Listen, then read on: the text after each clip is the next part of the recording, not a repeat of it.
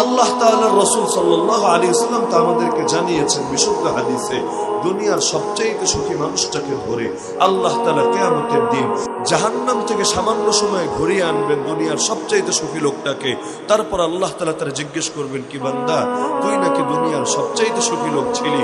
সে বলবে, আল্লাহ তোমার জাতে পাকের কসম খেয়ে বললি, সুখ কি জিনিস তাই তো আমার মনে নাই। এরপর দুনিয়ার সবচাইতে দুঃখী লোক, দ্বীনের জন্য যে সর্বদা জুলুমের শিকার হয়েছে, ঈমানের কারণে পুরো জীবন জুড়ে যাকে কোরবানি দিতে হয়েছে, আল্লাহ তাআলা ফেরেশতা দিয়ে তাকে সামান্য সময় জান্নাত থেকে ঘুরিয়ে আনাবেন।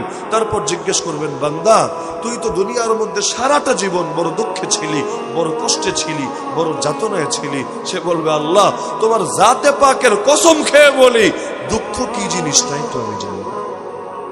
তো কোন সেই সুখ যা সারা দুনিয়ার সারা জীবনের সব দুঃখকে এক নিমিষে ভুলিয়ে দেয়?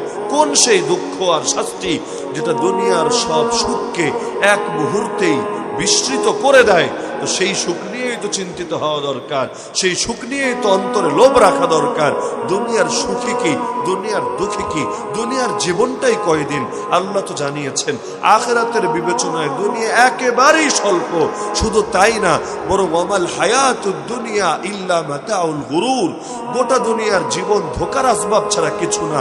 বাচ্চারা যেমন হাতে খেলে বিভিন্ন জিনিস, কয়েকজন বাচ্চা একত্রিত হয়েছে, নিজেরাই বসে বসে বাড়ি বানায়, এটা আমার বাড়ি, এটা ওর বাড়ি, বালু দিয়ে বাড়ি বানায়, বালু দিয়ে গাড়ি বানায়, বালু দিয়ে এটা বানায়। খেলা শেষ, বিকালবেলা লাথি মেরে সবকিছু ভেঙে দিয়ে তারপর ঘরে ফিরে আসে।